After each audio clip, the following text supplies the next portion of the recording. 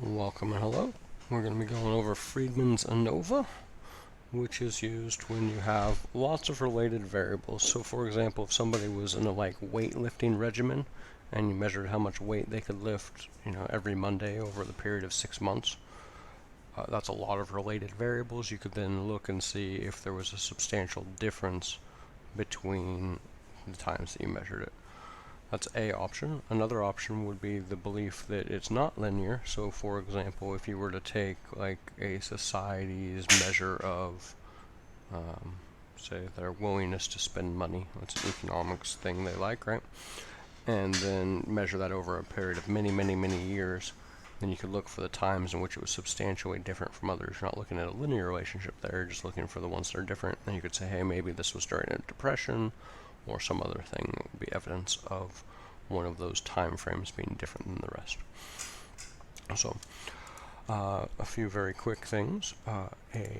Friedman ANOVA likes matrix data. So matrix requires that everything in it is numeric.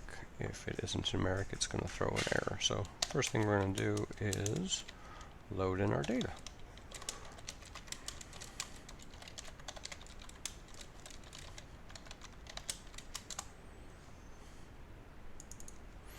If I want to make sure that I loaded the data correctly, I type diet data, there we are. So in this case, if you have a diet, we have your beginning weight, your weight month 1, your weight month 2.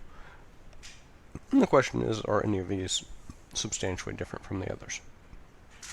So to run that, we can run a test, but first, as we've said numerous times, we like basic descriptive data. So here's a very simple description.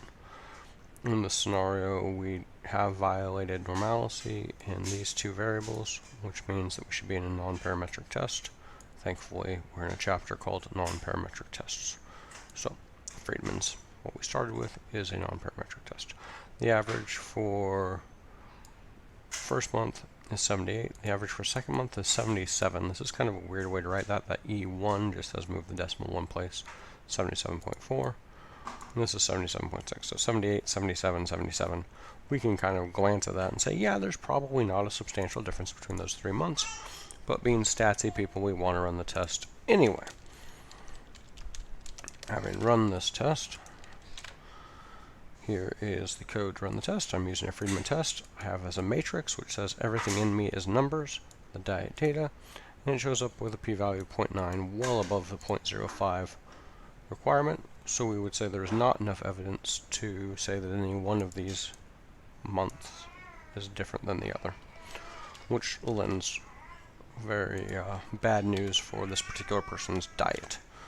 Alright, then we can run this multiple comparison again and say, yep, false, false, false. There is no reasonable difference between the three. That's pretty much it.